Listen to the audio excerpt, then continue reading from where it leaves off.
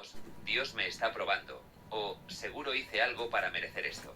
Pero, ¿de verdad crees que el Creador, la mente infinita de amor y perfección, necesita castigarte para enseñarte? ¿O será que tú mismo te sigues juzgando tanto que confundes el reflejo de tu culpa con la voz de Dios? Dios no te castiga, te refleja, te devuelve lo que piensas, lo que sientes, lo que sostienes dentro de ti como verdad. La vida es un espejo exacto de tu conciencia. Si caminas con miedo, te mostrará motivos para temer. Si caminas con confianza, te mostrará caminos donde antes solo veías muros. No porque premie o castigue, sino porque el universo entero funciona por correspondencia. Lo semejante atrae lo semejante. Fox lo resumía así. El mundo externo de las circunstancias y las condiciones se corresponde con el mundo interno de tus pensamientos y emociones. Pero no se trata de sentir culpa por lo que vives. Nadie despierta de un día para otro. Todos estamos aprendiendo a ver que lo que parece castigo, a veces es solo una corrección amorosa de la vida para llevarnos de vuelta a nosotros. Recuerdo el caso de una mujer que llevaba años sintiendo que la vida la castigaba. Perdió un trabajo estable, una relación larga y hasta su salud se empezó a deteriorar. Todo al mismo tiempo. En medio del caos repetía, no sé qué estoy pagando, no sé qué hice mal. Tenía esa sensación de estar bajo una deuda invisible, como si algo o alguien la estuviera castigando por vivir. Pero cuando su dolor fue tan grande que ya no pudo resistir, se rindió, no desde la derrota, sino desde el cansancio de pelear con todo. Y fue ahí donde comenzó a escuchar lo que su vida le estaba tratando de decir. Descubrió que llevaba años aferrada a una identidad de sacrificio, que cada vez que algo se complicaba, ella misma se decía, así es mi suerte. Y entonces entendió. No era Dios quien la castigaba, era ella quien no creía merecer nada fácil. Su mente había hecho del sufrimiento una forma de pertenecer. Le habían enseñado que el amor se ganaba con esfuerzo, que la felicidad era para los que aguantaban más. Y como todo pensamiento sostenido se convierte en realidad, su vida le reflejaba justo eso. Cuando empezó a cambiar esa creencia, no pasó nada mágico de inmediato, pero algo cambió dentro. Dejó de preguntarse, ¿por qué me pasa esto? Y empezó a preguntarse, ¿para qué me está sirviendo? Y ahí encontró respuestas que la liberaron. Comprendió que la vida no la estaba castigando, la estaba empujando hacia su propia coherencia. Que lo que llamamos problema, a veces es la única manera que el alma tiene de gritarte que cambies el rumbo. ¿Y si tus dificultades no fueran castigos, sino espejos? ¿Y si cada pérdida, cada rechazo, cada vacío, solo te estuviera devolviendo la imagen de lo que tú crees posible para ti? ¿Podrías mirarlo sin culpa, sin resentimiento, sin miedo? Fox explicaba que la ley divina es tan precisa como la gravedad. No discrimina, no se ofende, no se contradice. Si lanzas una piedra al aire, caerá. Si lanzas pensamientos de temor, atraerás más razones para temer. Pero también, si lanzas pensamientos de confianza, la vida se moverá para sostenerte. Es una ley, no una opinión. Y una ley no castiga, simplemente responde. La mente humana, decía Fox, es un espejo que refleja la imagen que sostiene. Por eso, si pasas los días creyendo que el mundo está contra ti, el mundo se comportará como tal. Pero no porque lo sea, sino porque tú lo miras desde ese filtro. Cambia el lente, y el paisaje cambia. No porque el paisaje se transforme, sino porque tú lo ves con otros ojos. Lo que más nos cuesta aceptar es que la vida no está equivocada. Que incluso las partes que duelen están perfectamente colocadas para mostrarnos dónde seguimos resistiéndonos al amor. Dios no te está castigando cuando algo se rompe. Te está mostrando que esa estructura ya no podía sostenerte. Aquella mujer, con el tiempo, encontró trabajo en un lugar que jamás hubiera considerado antes. Aprendió a disfrutar su tiempo libre sin sentir culpa, a comer sin apuro, a decir no sin temblar. Y un día, hablando sobre todo lo que había vivido, me dijo algo que sonaba tan simple y tan cierto. Dios no me quitó nada, solo me enseñó a soltar lo que yo misma me estaba negando. Esa frase me recordó a lo que Fox enseñaba en El Sermón de la Montaña, cuando decía que la voluntad de Dios es siempre el bien. Eso significa que si algo desaparece de tu vida, no puede ser un castigo, sino un movimiento hacia un bien más grande que aún no comprendes. Pero para poder verlo, hay que dejar de resistirse. La resistencia es la forma más común de autocastigo. Cuando peleas con lo que es, te desgastas. Cuando juzgas lo que pasa, te ciegas. Y en ese estado, todo parece más difícil. Pero cuando aceptas que la vida no está contra ti, que tal vez está a tu favor, aunque no lo entiendas, se abre un espacio de paz. Un espacio donde puedes mirar incluso el dolor con compasión. Capítulo 4. Cómo limpiar tu mente de imposibles. Hay una frase de Emmett Fox que siempre me acompaña. No es el problema el que te impide avanzar, es la creencia de que no puedes resolverlo. Y cada vez que la recuerdo, me doy cuenta de cuántas veces en mi vida he sido mi propio obstáculo. No por falta de talento, ni de esfuerzo, sino por una idea que parecía tan real que terminó convirtiéndose en una barrera invisible. Los imposibles no existen en el mundo físico, existen en la mente. Y mientras sigas creyendo que algo es imposible, el universo respetará esa orden. Pero la mente no se limpia con fuerza, se limpia con conciencia. No se trata de gritarle a tus pensamientos para que desaparezcan, sino de entender de dónde vienen. La mayoría de nuestros "no puedo" no son nuestros. Son frases heredadas, programadas, repetidas sin pensar. Son las voces de alguien más que se quedaron atrapadas en tu cabeza. Un padre que te dijo que eras torpe. Un maestro que dudó de ti. Una sociedad que te enseñó que soñar era perder el tiempo. Y así, sin darte cuenta, creciste repitiendo una historia que no era tuya.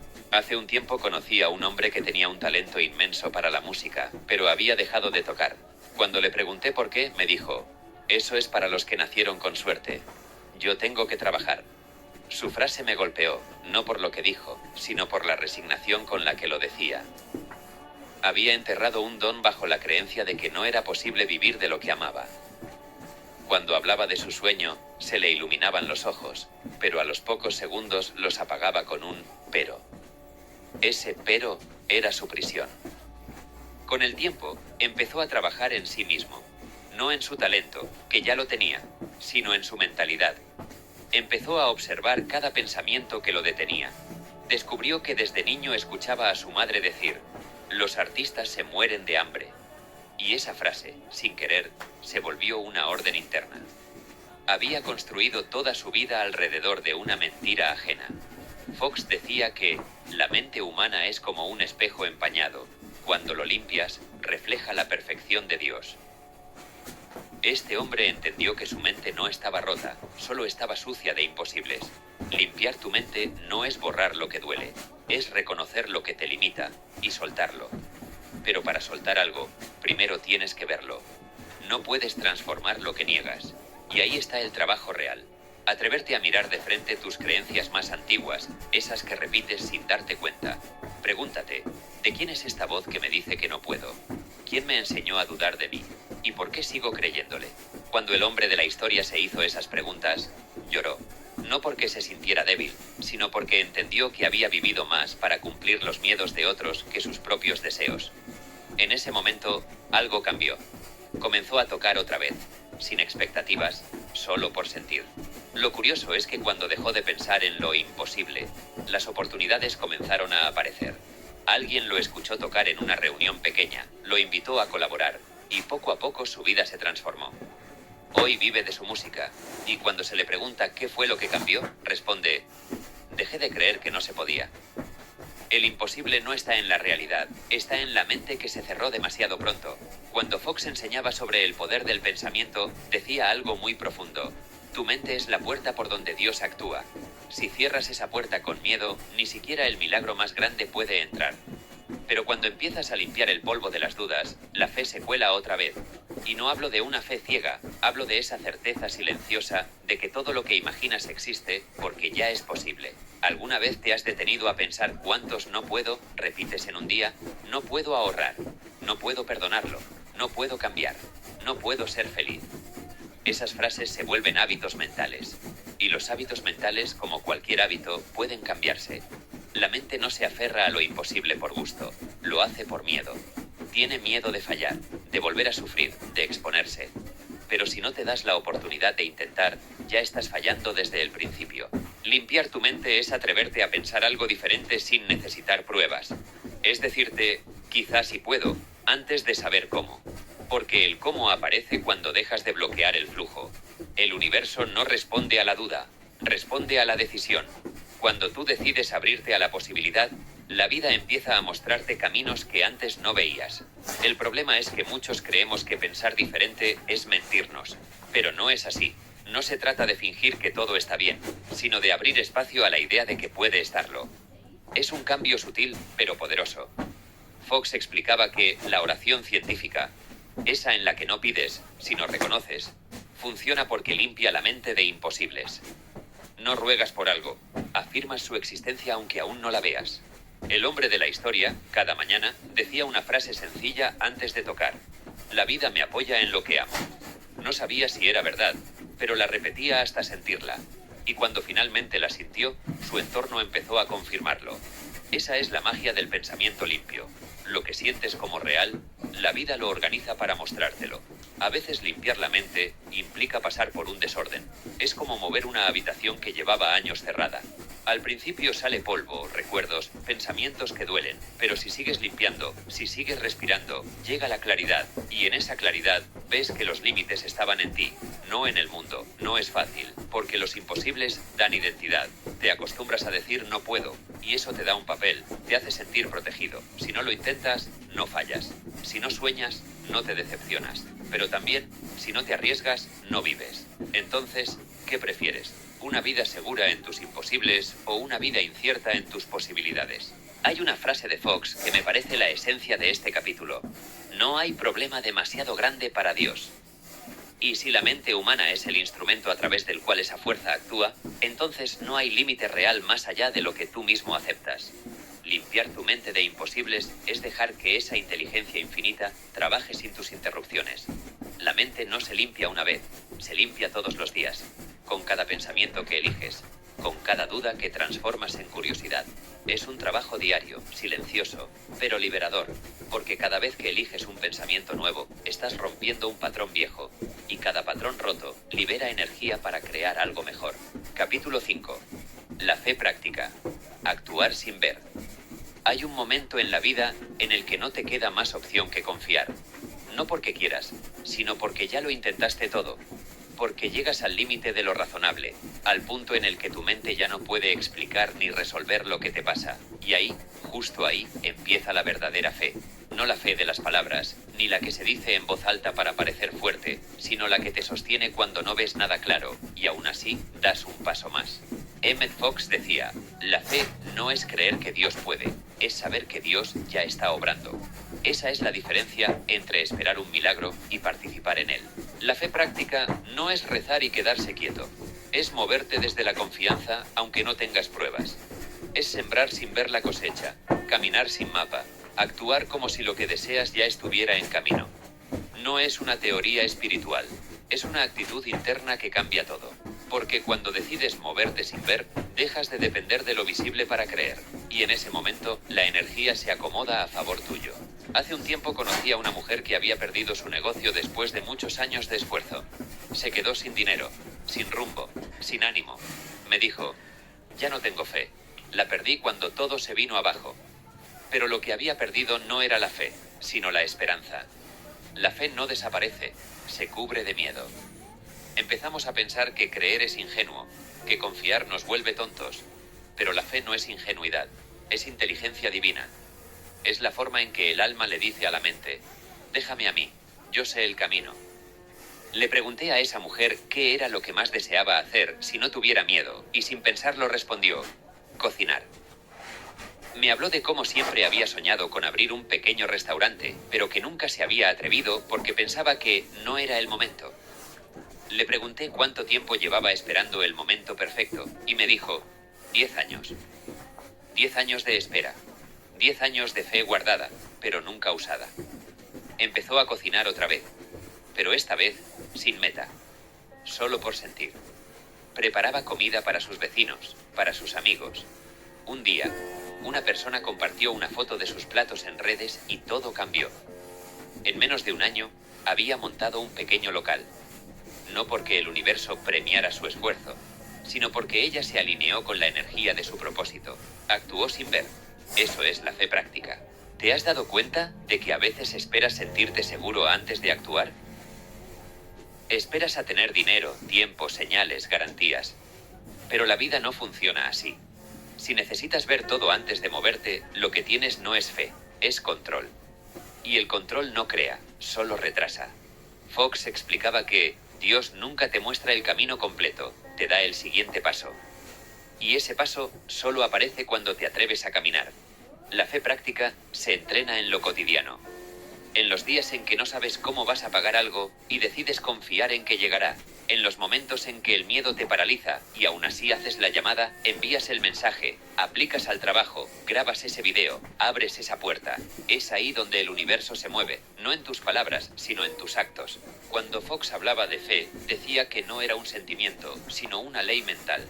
Una mente llena de fe genera resultados, así como una mente llena de duda genera obstáculos. Pero la fe no es una emoción ciega, es una comprensión profunda de que todo tiene propósito.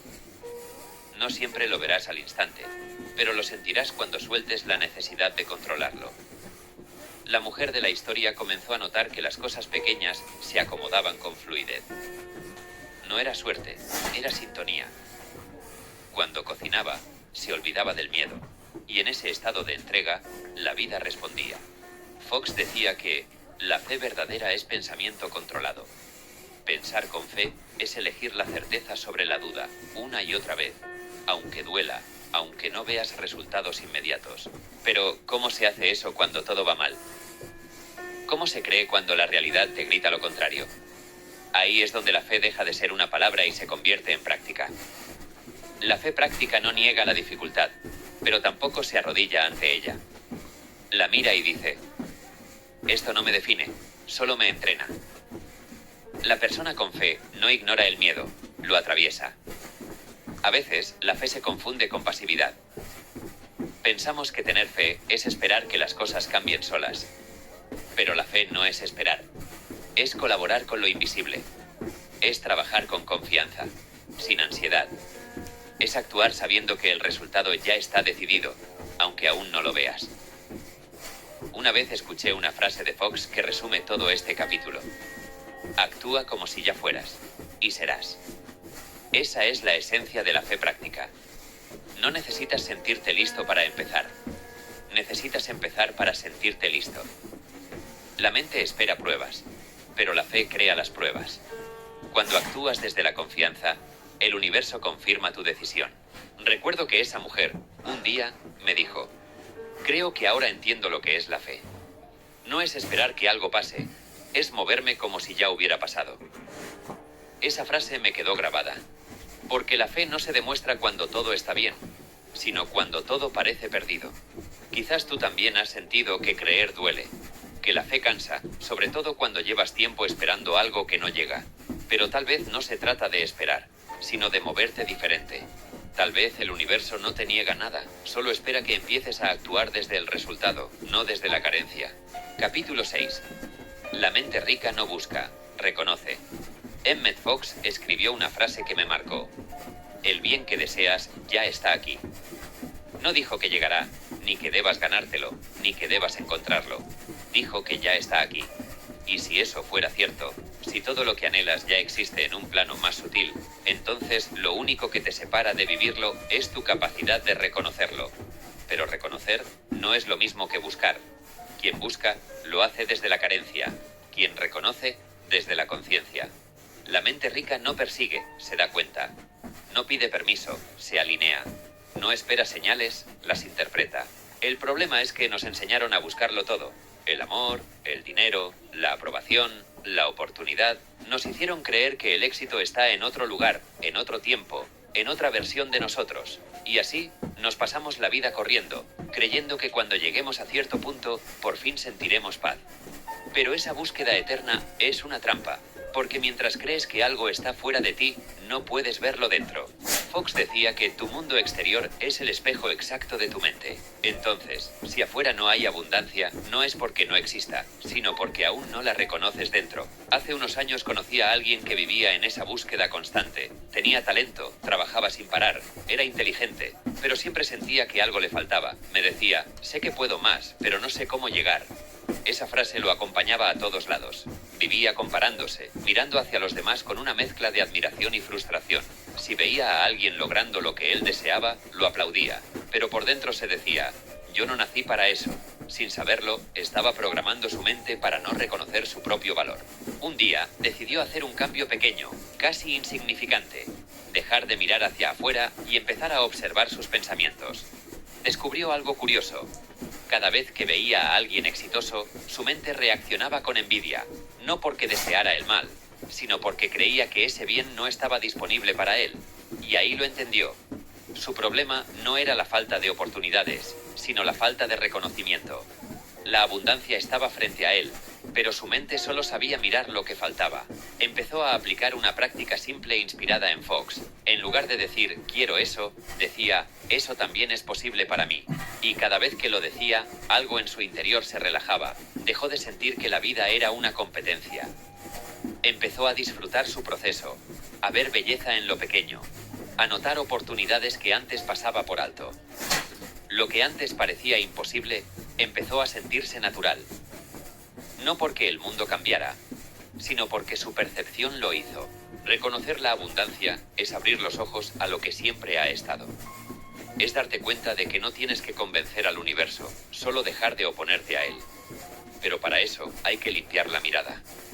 Una mente cargada de comparación, de miedo, de todavía no puede reconocer nada. Está ocupada buscando, y quien busca no observa, solo desea. Fox decía que la mente que sabe, descansa. Y tenía razón. Cuando reconoces que la vida no te debe nada, sino que te refleja, dejas de correr detrás de lo que ya eres. Empiezas a actuar desde la seguridad interior de quien sabe que lo bueno no se consigue, se revela. ¿Te has preguntado alguna vez por qué, cuando dejas de necesitar algo con desesperación, suele llegar? No es magia, es coherencia. La energía de la búsqueda es carencia, la energía del reconocimiento es gratitud. Y la gratitud es la señal que le dice al universo, ya lo tengo. Por eso, lo que agradeces se multiplica, y lo que persigues se escapa. La mente rica no pregunta cuándo, pregunta ¿cómo puedo alinearme? No exige, colabora. Sabe que el tiempo no es enemigo, es parte del proceso. Por eso no vive en ansiedad, sino en dirección. Cuando reconoces que todo lo que deseas ya existe, dejas de mendigarle a la vida. Empiezas a caminar con la certeza de quien ya posee el oro, aunque aún no lo vea brillar. El hombre de la historia me dijo algo que nunca olvidé. El día que dejé de buscar oportunidades, me di cuenta de que siempre habían estado ahí. No fue un cambio mágico, fue mental. Dejó de ver el mundo como un campo de batalla y empezó a verlo como un jardín. Y un jardín no se conquista, se cuida. La diferencia entre buscar y reconocer está en el estado interno desde donde lo haces. Cuando buscas, dices, no tengo. Cuando reconoces, dices, esto también me pertenece.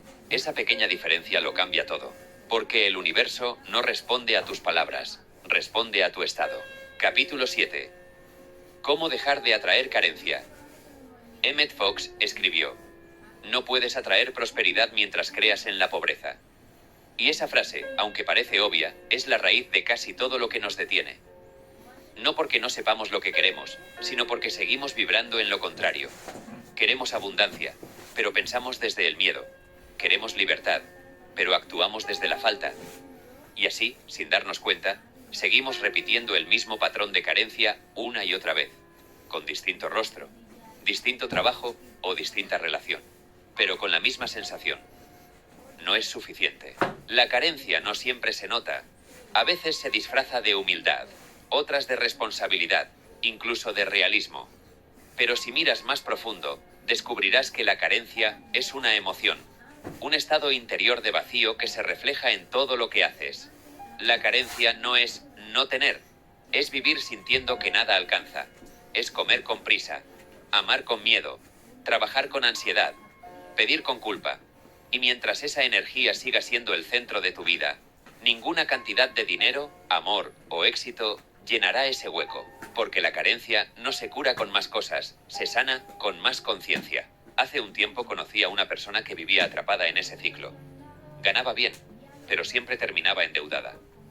Trabajaba más que nadie, pero nunca se sentía tranquila. Era de esas personas que, aunque el refrigerador estuviera lleno, decía, por si acaso no alcanza. Todo lo hacía desde la previsión del miedo. Cuando hablábamos, me decía, yo soy realista, no se puede confiar en la suerte. Pero lo que llamaba realismo era su manera elegante de justificar su desconfianza, porque en el fondo no creía que la vida fuera generosa con ella. Fox enseñaba que lo que temes, lo atraes, lo que agradeces, lo expandes. Esa persona estaba agradeciendo poco y temiendo demasiado. Y el universo, obediente como siempre, respondía a su miedo, no a su esfuerzo.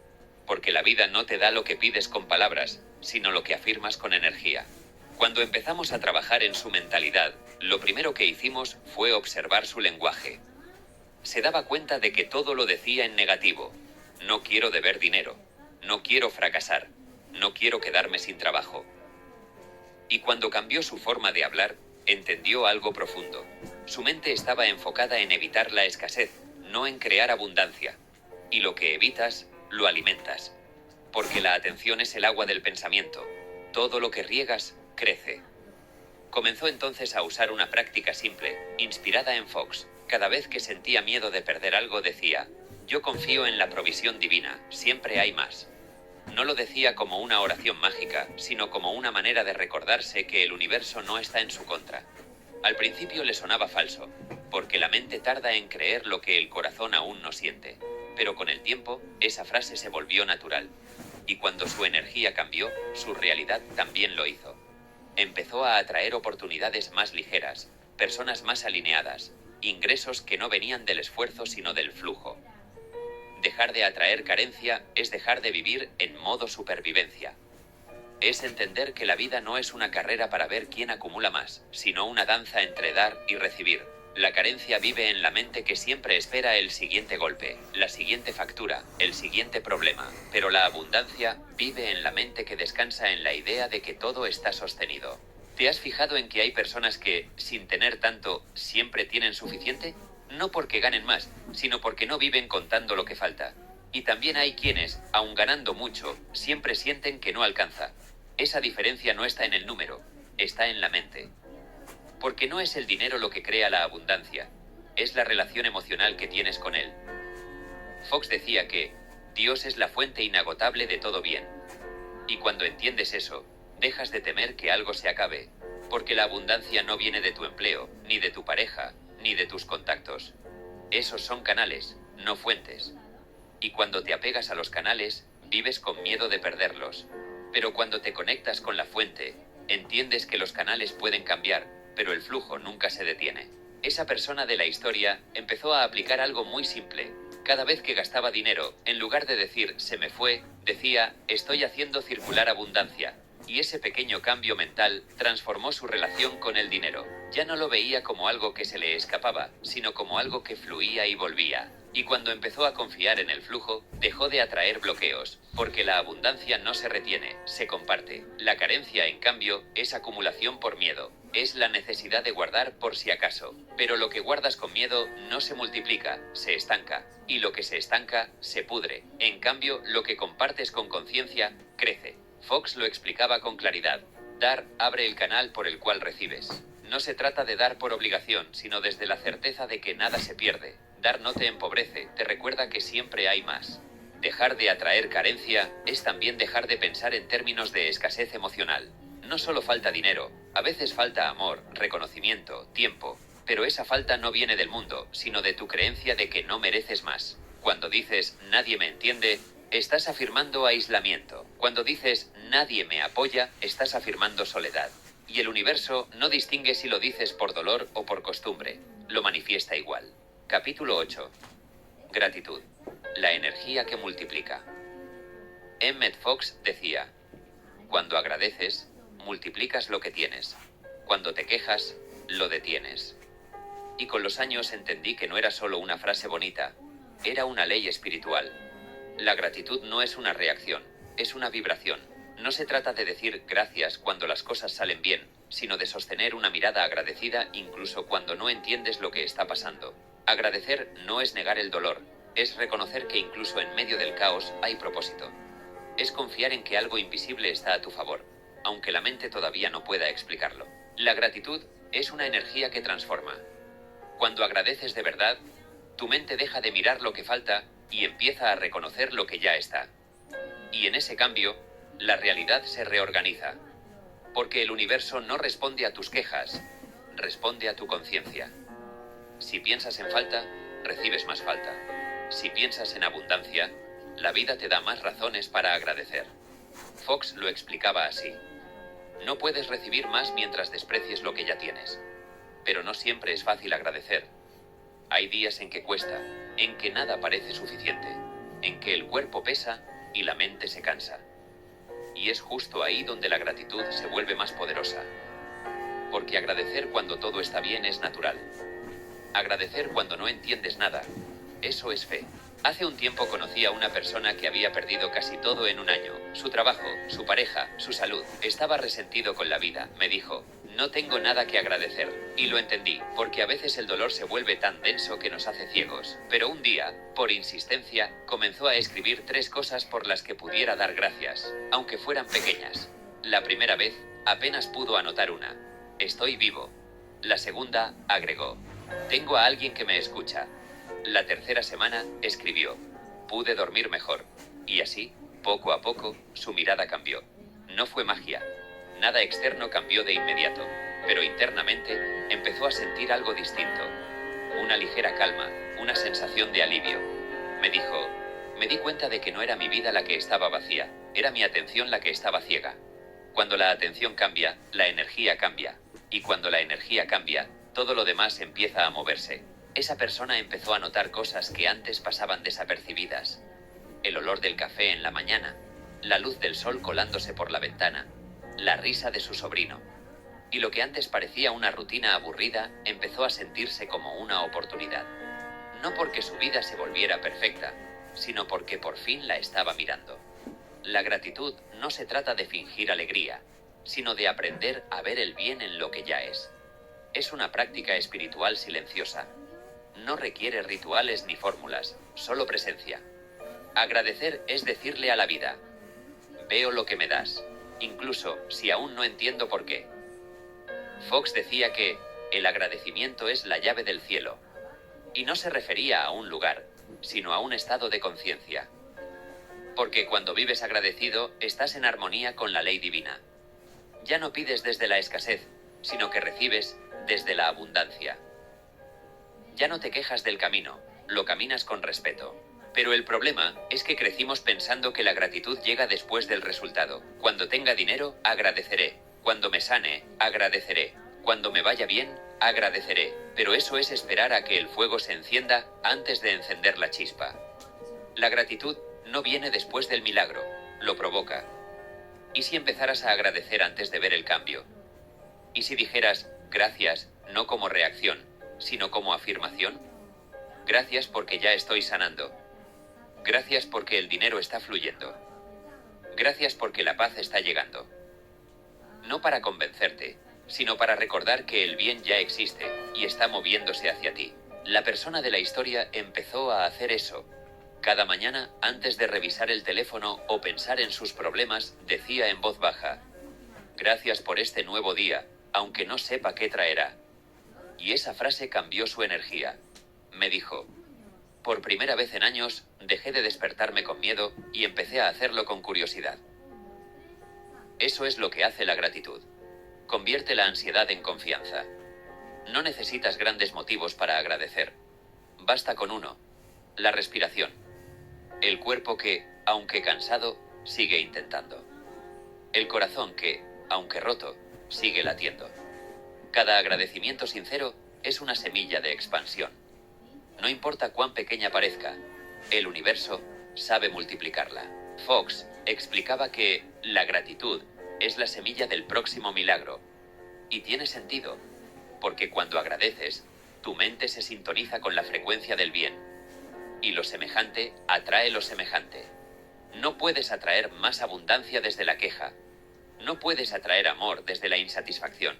Pero cuando reconoces el bien presente, aunque sea poco, la vida responde con más. A veces creemos que agradecer es conformarse. Pero no. Agradecer no es rendirse, es abrir espacio. Es decirle al universo, estoy lista para más, porque ya reconozco lo que tengo. La queja, en cambio, cierra las puertas.